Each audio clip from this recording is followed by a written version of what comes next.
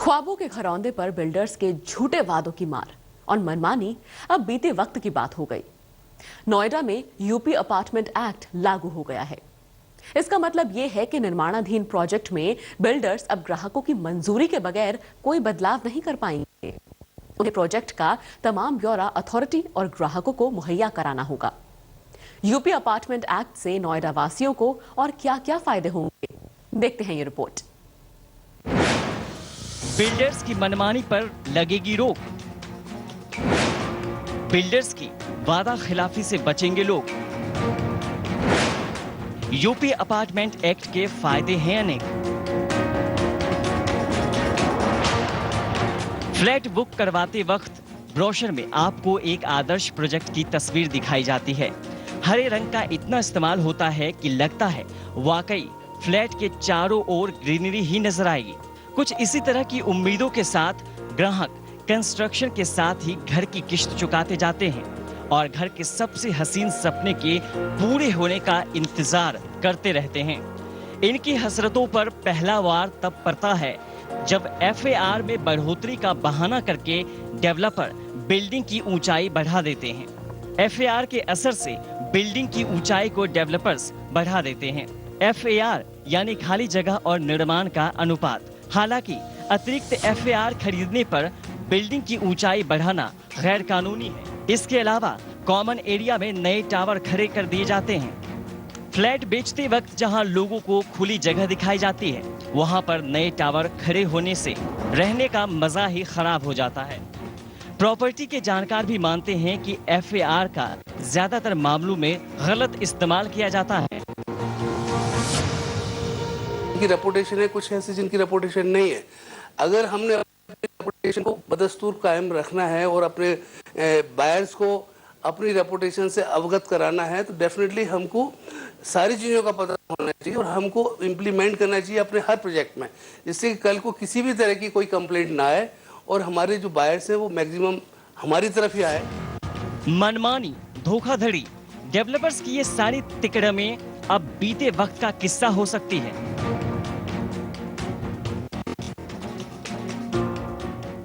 नोएडा में UP apartment act लागू हो गया है। आखिर क्या है ये अपार्टमेंट एक्ट और किस तरह से ये रेगुलेटर्स की तरह काम करेगा और कैसे फ्लैट बायर्स को अपने अधिकारों को हासिल करने का अब एक मजबूत रास्ता हासिल हो गया है, आइए जानते हैं इस रिपोर्ट के जरिए। यूपी अपार्टमेंट एक्ट के पास होने के क्या मायने हैं, ये जानने के लिए हम आपको Noida, greater Noida Yamuna expressway authority के चेयरमैन और CEO रमा रमन का कुछ वक्त पहले दिए गए इंटरव्यू का हिस्सा सुनवाते हैं। जो जनरल नेचर की समस्याएं हैं, जो अलॉटीज की या जिन्होंने फ्लैट बुक किए हैं, तो उसको रिड्रेस करें। इंडिविजुअल में तो थोड़ा दिक्कत रहती है क्योंकि वैसा अभी कोई मैकेनिज्म नहीं है कि इंडिविजुअल अलॉटी की समस्या को, लेकिन धीरे धीरे वो भी उस दिशा में जो अपार्टमेंट एक्ट के अनुसार उसको हम अभी रेगुलेटर अपॉइंट करेंगे जो कि उनकी सुनवाई कर सके। यहाँ पर आप चेयरमैन साहब के बयान से उनकी मजबूरी को समझ सकते हैं। जब तक 20-25 ग्राहक किसी एक मामले पर शिकायत दर्ज ना कराए, तब तक वो बिल्डर के खिलाफ कोई कदम नहीं उठा के आने पर भी केवल बिल्डर को बुलाकर शिकायत का समाधान करने का दबाव बनाने का अधिकार अथॉरिटी के पास था। अकेले किसी की शिकायत का समाधान करने के लिए अथॉरिटी को यूपी अपार्टमेंट एक्ट के पास होने का इंतजार था। इस एक्ट के लागू हो जाने के बाद अब वक्त एकाएक बदल जाएगा। यूपी अपार्टमेंट एक्ट की नियमावली बोर्ड ने जो नोएडा में लागू होनी है उसे अप्रूव कर दी है, तो अब उसका सख्ती से अनुपालन होगा और इससे जो अलॉटी है, अल्टीमेट अलॉटी है, उसके हितों की रक्षा हो सकेगी। बिल्डर उसको नाजायज़ फ़ायदा नहीं उठा पाएंगे, अपने नक्शों को चेंज नहीं कर पाएंगे आसानी से। उन्हें सारी सूचना मैप सैंक्शन कराने पे फर्निश के टाइम पे फर्निश करनी पड़ेगी, उस पर स्टिक करना पड़ेगा। आखिर क्या होगा यूपी अपार्टमेंट एक्ट लागू होने का असर, एक छोटे से उदाहरण से समझाने की कोशिश करते हैं। सबसे पहले तो ग्राहक की मर्जी के बगैर डेवलपर प्रोजेक्ट्स में कोई बदलाव नहीं कर पाएगा। अगर वादे के विरुद्ध ओपन एरिया में कोई निर्माण होता है तो ग्राहक प्राधिकरण के पास शिकायत दर्ज करा सकते हैं। दोषी पाए जाने पर अथॉरिटी बिल्डर को आवंटित किया गया प्लॉट भी रद्द कर सकती है। यूपी के आवास विकास विभाग के मुख्य सचिव सदाकांत के मुताबिक जल्दी ही सभी विकास प्राधिकरणों में यूपी अपार्टमेंट एक्ट लागू कर दिया जाएगा। ये बात अभी सही है कि अभी भी मार्केट में कुछ बिल्डर्स या ऐसे लोग हैं जो सही जानकारी इन्वेस्टर्स को नहीं देते हैं या कस्टमर्स को नहीं देते हैं। कस्टमर्स भी नहीं जानता है और अथॉरिटीज इसमें हेल्प नहीं करती हैं। सबसे बड़ा रोल इसमें अथॉरिटीज का होना चाहिए। यूपी अपार्टमेंट एक्ट ग्राहकों के लिए एक मिनी रेगुलेटर की तरह काम करेगा। हालांकि नोएडा अथॉरिटी भी इसे मजबूरी से लागू करने को ही तैयार हुई है।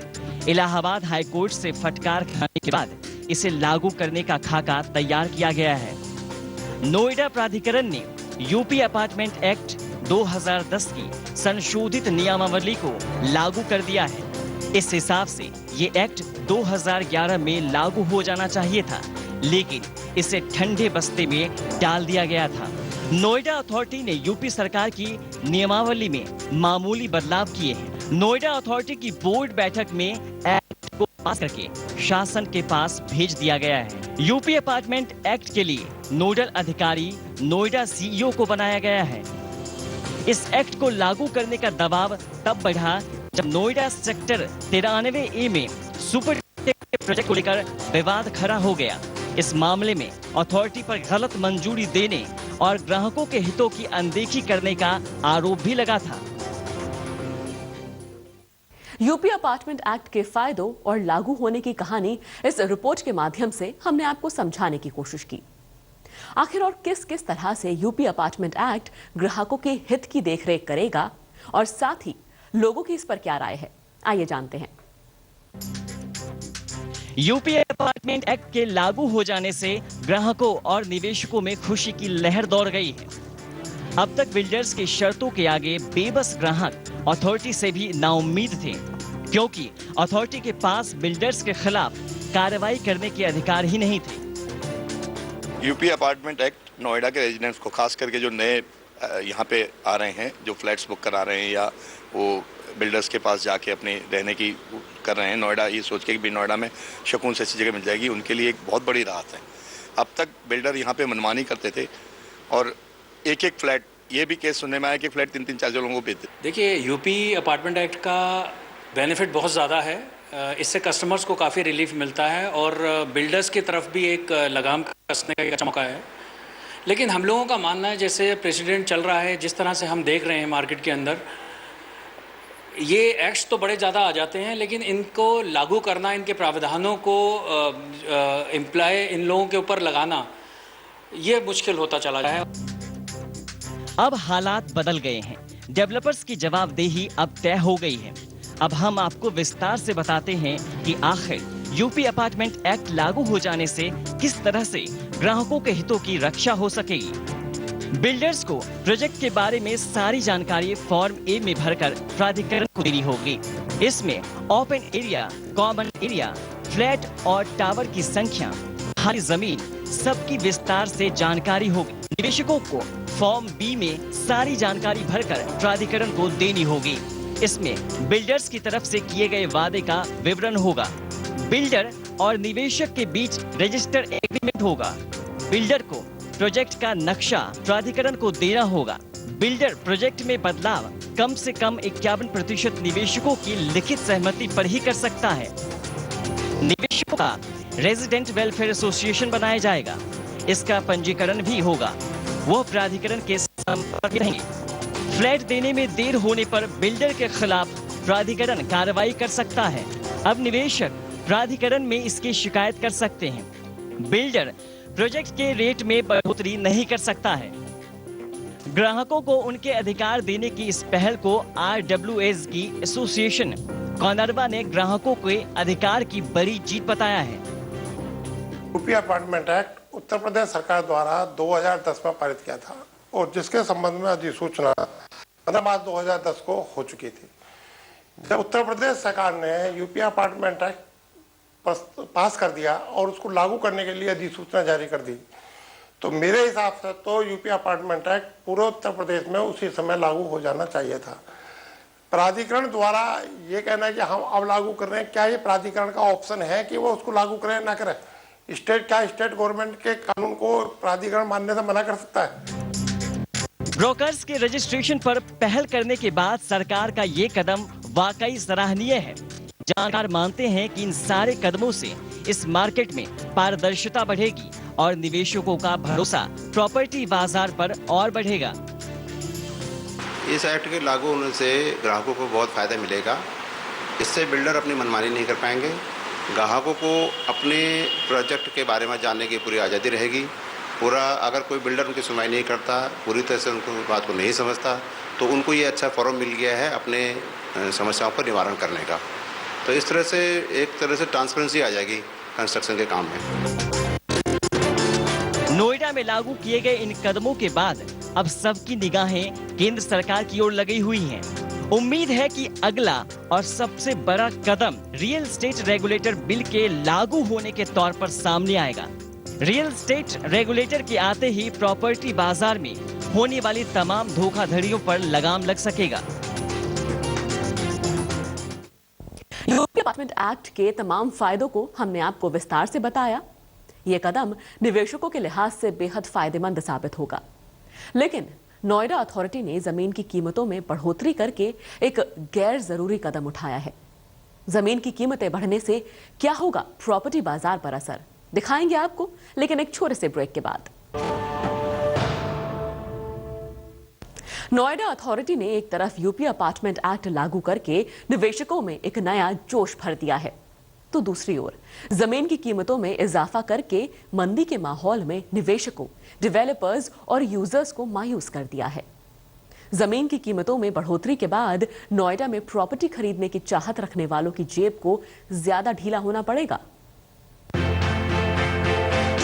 मंदी की मार से प्रॉपर्टी मार्केट का हाल बेहद बुरा है। हालात इस कदर खराब हैं कि डेवलपर्स ने 1 साल से कीमतों में कोई इजाफा नहीं किया है। इस वक्त तो डेवलपर्स ग्राहकों को लुभाने के लिए स्कीम्स का दांव भी खेल रहे हैं, जिससे दाम घटाए बगैर ग्राहकों को कम कीमत पर फ्लैट बेचा जा सके। खराब हालत से सबक लेते हुए पिछले दिनों गाजियाबाद प्राधिकरण ने जमीन की कीमतों में किसी भी तरह का इजाफा करने से इनकार कर दिया था, लेकिन इन सब से नोएडा अथॉरिटी ने कोई सबक नहीं लिया और नोएडा में जमीन की कीमतों में 10.5 से 33% तक का इजाफा कर दिया है। और ये बेसिकली एवरेज इसका जो बढ़ोतरी हुई 10% हुई है, और एक महीने में देखा जाए तो ये कोई बढ़ोतरी नहीं, क्योंकि जो कॉस्ट इन्फ्लेशन इंडेक्स है पिछले 1 साल का, उसके अनुसार हमने अपनी संपत्तियों की दरों का पुनर्निर्धारण किया है। और एक तरह से देखा जाए तो जो पिछले साल के दर हैं उसी पे, चूंकि रुपए के जो परचेज पावर है उसमें कमी आई है इन्फ्लेशन की वजह से, तो करीब उतना ही रेट है जितना पिछले साल है। इस बढ़ोतरी का प्रॉपर्टी मार्केट पर कैसे असर होगा, ये जानने से पहले देखते हैं किस तरह से नोएडा और यमुना एक्सप्रेसवे पर अलग अलग कैटेगरी में अलॉटमेंट रेट बढ़ाए गए हैं। नोएडा में ग्रुप हाउसिंग, रेजिडेंशियल और इंस्टीट्यूशनल प्रॉपर्टी की कीमतों में 10.5% की बढ़ोतरी की गई है।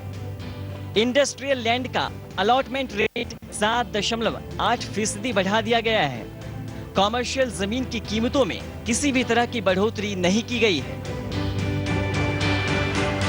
ग्रेटर नोएडा की जमीन की कीमतों में कोई बढ़ोतरी नहीं की गई है। दरअसल ग्रेटर नोएडा में 1 अप्रैल से ही बढ़ी दरें लागू की गई थी, जिन्हें फरवरी में मंजूरी दी गई थी। बात करें यमुना एक्सप्रेसवे की, तो वहां पर रिहायशी इस्तेमाल के लिए जमीन की कीमतों में 12.7% का इजाफा किया गया है। ग्रुप हाउसिंग के लिए जमीन की कीमतों को 33.5% तक बढ़ा दिया गया है। मनोरंजन के लिए बनाए जाने वाले प्रोजेक्ट्स में लैंड अलॉटमेंट रेट 13.5% बढ़ाया गया है। इंडस्ट्रीज और इंस्टीट्यूट्स के लिए जमीन के आवंटन की कीमतों में कोई बदलाव नहीं किया गया है। इस बढ़ोतरी के बाद नोएडा में प्रॉपर्टी खरीदना महंगा हो जाएगा। ग्राहकों को जहां अफोर्डेबल घर मुहैया कराना अथॉरिटी का मकसद होना चाहिए, वहीं इस कदम से नोएडा में घर खरीदना मिडिल क्लास के बजट के बाहर की चीज हो जाएगी। दिल्ली एनसीआर में प्रॉपर्टी बाजार में लंबे समय से मंदी है। घरों की बिक्री नहीं हो पा रही। दूसरे विकास प्राधिकरण कीमतों में बढ़ोतरी के फैसले ठंडे बस्ते में डाल रहे हैं। ऐसे में जमीन महंगी करने के नोएडा अथॉरिटी के फैसले को डेवलपर और बायर दोनों गैर जरूरी बताते हैं। नोएडा, ग्रेटर नोएडा, यमुना एक्सप्रेसवे पर इस वक्त लाखों फ्लैट्स बनाए जा रहे हैं। मंदी की मार के बीच कीमतें ना बढ़ने से एंड यूजर्स फ्लैट खरीदने के इस मौके को भुना रहे थे। काफी समय से कीमतों में बढ़ोतरी ना होने से इन इलाकों की प्रॉपर्टी अफोर्डेबल भी हो गई थी, लेकिन हालिया बढ़ोतरी डेवलपर्स के मुनाफे पर डेंट की तरह काम करेगी और नतीजतन यहां पर प्रॉपर्टी की कीमतों में इजाफा हो जाएगा। डेफिनेटली प्रॉपर्टी की वैल्यूज पे असर आएगा, तो प्रॉपर्टी की वैल्यूज बढ़ेंगी, इफेक्ट एंड कस्टमर्स पे जाएगा।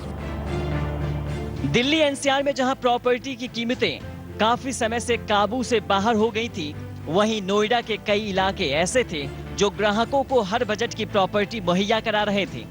ऐसा ही एक विकल्प है यमुना एक्सप्रेसवे, जो इंफ्रास्ट्रक्चर और अफोर्डेबिलिटी के लिहाज से एक बेहतरीन लोकेशन बनने को बेकरार है।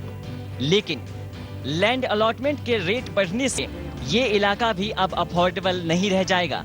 हालांकि अथॉरिटी की दलील है कि कीमतों में बढ़ोतरी कोई नई बात नहीं है और ये हर साल की जाती है।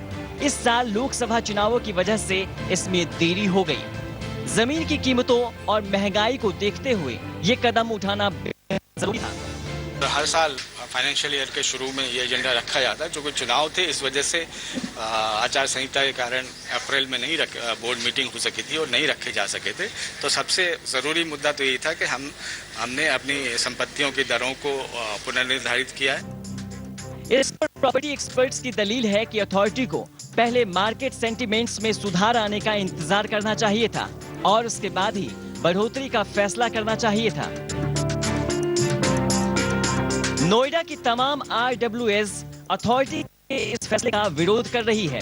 इनका कहना है कि नोएडा में अलॉटमेंट के लिए जमीन ही कहां है, या तो जमीन बेच दी गई है या फिर किसानों के पास है। इनका कहना है जब जमीन है ही नहीं तो फिर कीमतें बढ़ाने का अधिकार अथॉरिटी को किसने दे दिया? रेजिडेंशियल सेक्टर जो आज जमीन उनके पास है ही नहीं, उसका रेट बढ़ाने के पीछे सिर्फ एक ही मोटिव है कि ट्रांसफर चार्जेस बढ़े हुए सर्कल रेट पर मिलेंगे।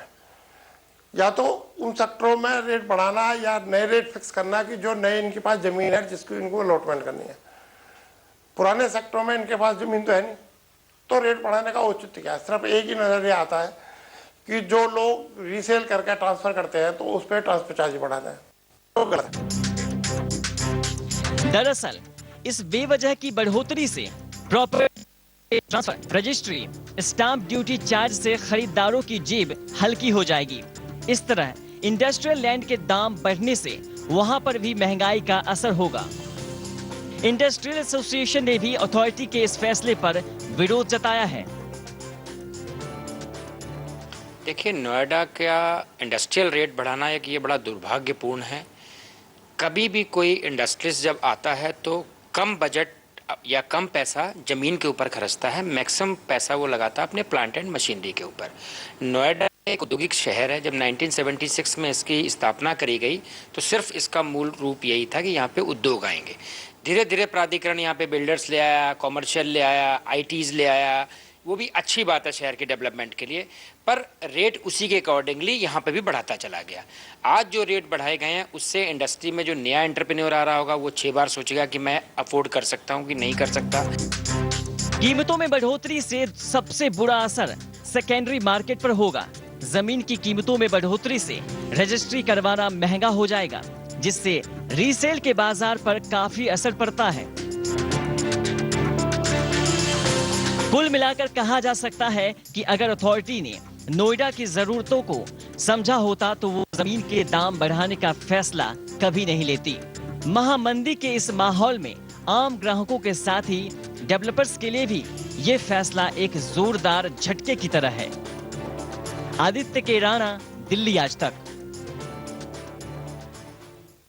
वक्त एक और छोटे से ब्रेक का है, लेकिन ब्रेक के बाद आपको दिखाएंगे कैसे दिल्ली में भी प्रॉपर्टी खरीदना जल्द ही महंगा हो जाएगा। सरकार ने वहां पर भी सर्कल रेट में बढ़ोतरी की तैयारी कर ली है। दिल्ली के कई इलाकों के लिए A1 कैटेगरी का तमगा मुश्किल की वजह बनने वाला है। क्या है वो मुश्किलें और इनका क्या समाधान हो सकता है, देखिए ये रिपोर्ट। यूं तो राजधानी के कई इलाकों में पहले ही प्रॉपर्टी की कीमत कई करोड़ रुपए प्रति स्क्वायर मीटर तक पहुंच चुकी है, लेकिन पहली बार सरकारी तय कीमत 10 लाख रुपए तक पहुंचाने की योजना बना ली गई है। दिल्ली सरकार ने राजधानी की सुपर पॉश कॉलोनियों को अब नई A1 कैटेगरी में डालने का फैसला लिया है। इन इलाकों में अब प्रॉपर्टी की कीमत कम से कम 10 लाख प्रति वर्ग मीटर की होगी। अब तक दिल्ली में सबसे ज्यादा सर्किल रेट वाली कॉलोनियां A कैटेगरी में आती हैं, जहां का सर्किल रेट फिलहाल 6,45,000 प्रति वर्ग मीटर है। नई कैटेगरी में ल्यूटेंस दिल्ली के इलाके, जोरबाग, माता सुंदरी रोड जैसी कॉलोनियों को शामिल करने का प्रस्ताव है। दरअसल आने वाले कुछ दिनों में दिल्ली सरकार हर कैटेगरी के लिए सर्किल रेट बढ़ाने का नोटिफिकेशन करने जा रही है। राजस्व विभाग ने जो प्रस्ताव तैयार किया है उसके मुताबिक अब तक दिल्ली में A से लेकर H तक 8 कैटेगरी में कॉलोनियां बांटी गई हैं।